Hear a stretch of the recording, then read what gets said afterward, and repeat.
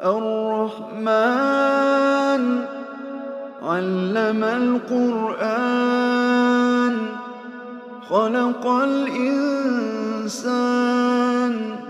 علمه البيان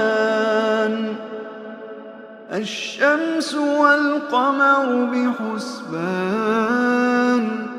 والنجم والشجر يسجدان والسماء رفعها ووضع الميزان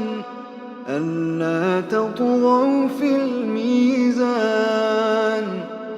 وأقيموا الوزن بالقسط ولا تخسروا الميزان والأرض